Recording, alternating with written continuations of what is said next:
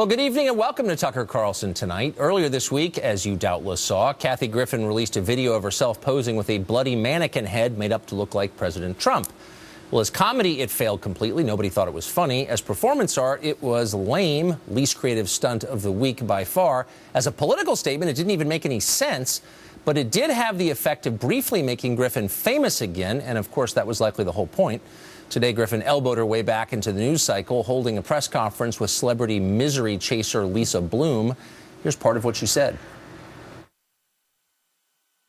Image that I participated in, that apology absolutely stands. I feel horrible. I have performed in war zones. The idea that this, made people think of this tragedy, to have been touched by this tragedy, is horrifying and it's horrible. Trust me, if I could redo the whole thing, I would have had a blow-up doll and no ketchup. I'm going to make fun of the president, and you know what? I'm going to make fun of him more now. More. I'm not afraid of Donald Trump. He's a bully. I've dealt with older white guys trying to keep me down my whole life, my whole career. I just wanted to say, if you don't stand up, you get run over. And what's happening to me has never happened, ever, in the history of this great country, which is that a sitting president of the United States and his grown children and the First Lady are personally, I feel, trying to ruin my life forever. This is America, and you shouldn't have to die for it. The death threats that I'm getting are constant, and they are detailed, and they are serious, and they are specific. And today it's me, and tomorrow it could be you. I don't think I will have a career after this. I'm going to be honest, he broke me. He broke me. He broke. And then I was like, no, this isn't right. It's just not right. There's a bunch of old white guys trying to silence me, and I'm just here to say that's wrong. It's just unbelievable. I mean, where to begin? Kathy Griffin isn't particularly talented or amusing, so in a way she does have a point. It's a little disproportionate for all of us to heap so much attention on someone who probably shouldn't be famous in the first place. So why are we doing this segment? Well, because whether she realizes it or not, and I'd bet money she has no idea, Griffin is an important figure in American life in that she's the perfect embodiment of what the modern left believes. Consider carefully what she said today. Griffin publicly fantasizes violently about murdering the president, yet she holds a press conference to announce she's the one who's been wronged. Trump and his family bullied her, she says, so have unnamed older white guys who as a group have oppressed her despite giving her a series of very high-paying jobs. In other words, she's the real victim here. Of course she is. Liberals are always the victims. Being the victim is virtually what it means to be a member of progressive America. Victimhood has more benefits, it turns out, than AAA, and it's free. It means never having to say you're sorry. It also means being right even when you're wrong. Victimhood is the modern equivalent of holiness. It excuses anything.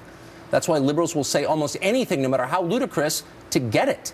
Do you remember when President Obama, then the most powerful human being in history, used to imply that he was somehow the victim of racial bias?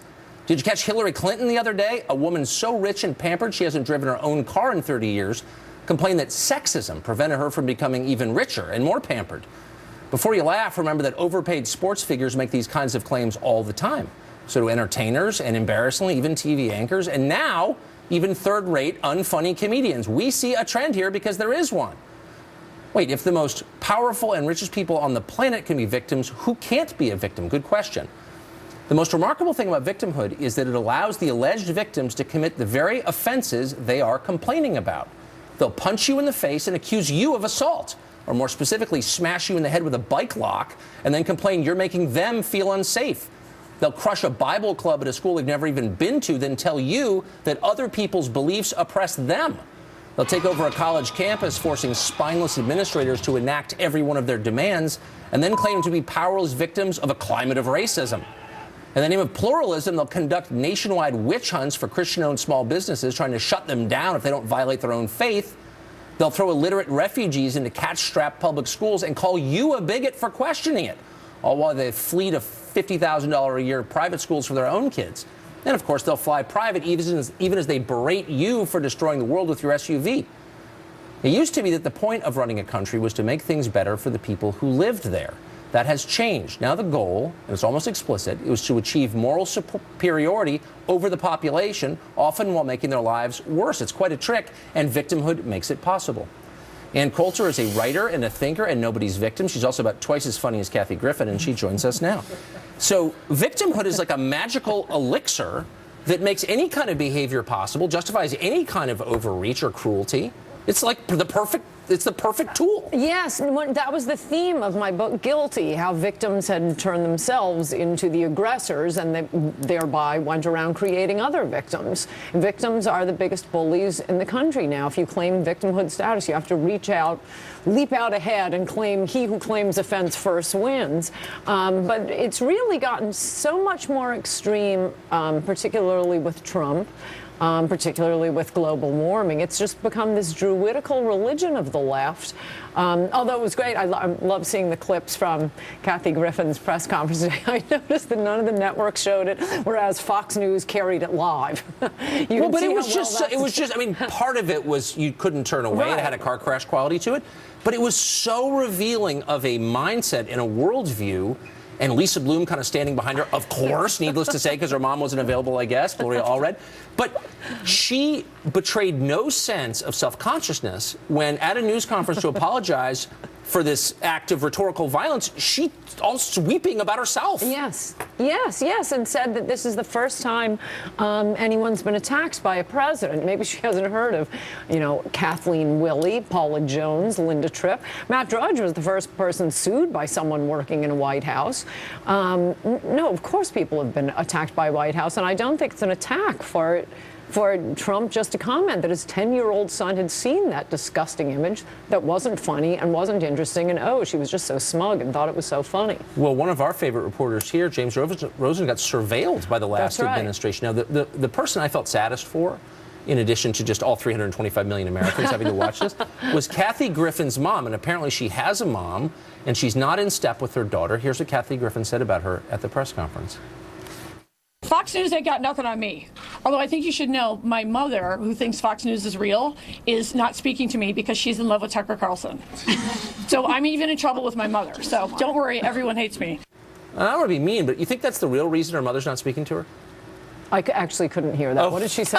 She said that her mom watches this show, and it's made her mad, yes, that she won't talk to Kathy. Everybody watches your show. How about that? But, I mean, imagine if you were Kathy Griffin's parents, or not her parents, I don't want to be mean, someone around Kathy Griffin, you imagine would say, look, you're a good person, I like you.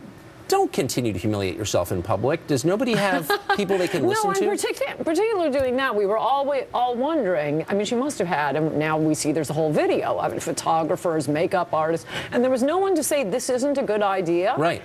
It's not funny. It's really disgusting. We have actual beheadings going on, not only around the world. We always hear about them in Syria. No, who pioneered videotaping beheadings? Mexico, of course, right on our southern border. But we can't talk about that. No, the left has really... we need a new word for Orwellian. Orwellian is just lack of self-awareness. Here's the example that has been jumping out all day. Okay, so President Trump announces America's withdrawal from the Paris Climate Agreement yesterday. And the rhetoric on cable television got so overheated that fire alarms likely went off in studios all over the city of New York. Here's a representative selection of what happened. Watch. What happened yesterday on the climate issue is an embarrassment to our country, and it should be an embarrassment to him personally for how he answers to his grandchildren. People are going to die. Habitat will be destroyed. Seas will rise. Insects will spread. We haven't been present this psychological trouble in this way since at least Richard Nixon. So obviously some of the most successful people in the world are highly upset about this, and almost none of them have bothered to explain what's actually in the Paris deal, though. But they assure us that deal is the solution to the single gravest threat this planet has ever faced, rising levels of atmospheric CO2. They're dead serious about that. You can tell by the outraged looks on their faces and the purple rhetoric. But hold on a minute. Can we really be sure that these people take carbon emissions seriously? Well, to find out, we compared what they say to how they live. The rule being, don't watch, listen. Or don't listen, watch. It's always much more revealing. So let's start with billionaire retailer Richard Branson. He says fossil fuels are dangerous, and he calls Trump's decision, quote, America first, Earth last. Now, on the other hand, Branson owns a Dassault Falcon 50EX private jet. It burns more fuel on a single flight to Maui than you're going to go through in a lifetime of trips to the shore. Elon Musk, meanwhile, is mad about global warming, too, yet he flies around in a Gulfstream G650ER. Bill Gates says he's deeply concerned, yet he still commutes in a $62 million Bombardier BD700 Global Express. Can you imagine the gas mileage that gets? Leonardo DiCaprio says Trump's move threatens, quote, the livability of our planet. And yet DiCaprio flew a private jet 4,000 miles from Cannes, France to New York to accept a climate award and then flew back privately. Hillary Clinton tweeted that Trump's pullout was, quote, a historic mistake that leaves American workers and families behind. And yet, speaking of workers and their families, there probably weren't a lot of those on board last year when Hillary used a private jet to fly 20 miles from Martha's Vineyard to Nantucket for a fundraiser, a critical fundraiser. Also, it's a little rich for Clinton to tout the needs of the planet on the very same day, today, that a new email was revealed showing she once requested a separate private plane from Michelle Obama to fly to Betty Ford's funeral. And of course, there's the former President Barack Obama, who for whatever reason never seems to get the credit the awesome hypocrisy he displays so deserves. Obama told us just yesterday that Trump's refusal to take CO2 emissions seriously could, quote, crush future generations. And yet, here's some of what he has done just since January. On the day he left office, Obama took a Marine helicopter to a government-owned 747. He flew that across the country to Palm Springs, California. After a few days of relaxing at an 11,000 square foot mansion, can you imagine the air conditioning required for that? The electricity bill, unbelievable. He flew then on Richard Branson's private plane to the Caribbean. Then he got on a private boat that took him to Branson's private island. He later left on a private jet and took another private jet to Tahiti in the French Polynesia. After that trip wrapped up, he took another private jet to Milan, where a 14-car caravan escorted him to a conference where he spoke about, brace yourselves, global warming. Leaving open the question, how much do any of these people really care about carbon emissions, Ann Coulter? That is so fantastic. No, but I mean, like, what does that even, I mean, how can that even be? I know.